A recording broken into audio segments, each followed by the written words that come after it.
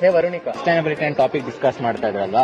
Sustainability means ಅವ್ರೇನ್ ಹೇಳಿದ್ರು, current needs ನ ಫುಲ್ಫಿಲ್ ಮಾಡ್ಬೇಕು, ಫ್ಯೂಚರ್ ನ ಡ್ಯಾಮೇಜ್ ಮಾಡಬಾರ್ದು. ಇದನ್ನ ಹೇಗ್ ಮಾಡ್ಬೋದು? ಆಕ್ಚುಲಿ ನಾವು ತುಂಬಾ ನೋಡ್ತಾ ಇರ್ತೀವಲ್ವಾ, ವೇಸ್ಟ್ ಜನರೇಷನ್ ಆಗೋದ್ರಿಂದ.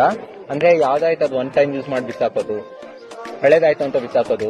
ಇವಾಗ ಫಾಸ್ಟ್ ಫ್ಯಾಷನ್ ಹೇಗೆ ಇಂಪ್ಯಾಕ್ಟ್ ಆಗ್ತದೆ ಅಂತ ನಾವು ನೋಡಿದ್ವಿ. ಒನ್ ಟೈಮ್ ಯೂಸ್ ಮಾಡಿ ಕ್ಲಾಸ್ ಬಿಸಾಕ್ಬಿಡ್ತಾರೆ ಹಳೇದಾಗಿದ ತಕ್ಷಣ.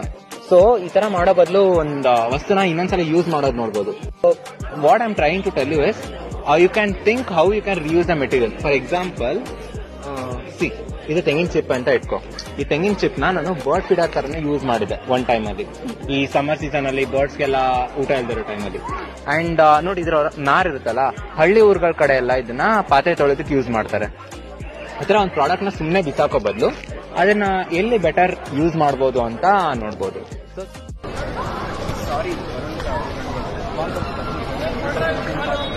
ಏನಿದು ಚಿಪ್ಪು? ಏನ್ ಹೇಳ್ತಿದ್ದ ಅವನು? ಅದು ಏನಿಲ್ಲ, ಸಸ್ಟೈನಬಿಲಿಟಿ ಬಗ್ಗೆ ಮಾತಾಡ್ತಿದ್ದ. ನಾವು ಅವೇರ್ನೆಸ್ ತರಲೇಬೇಕು ಅಂತ. It's very important to take an awareness ಅಂದ, ಶೂಟು ಅಂದ, ಮತ್ತೆ ಕೈ ಚಿಪ್ ಕೊಟ್ಬಿಟ್ಟು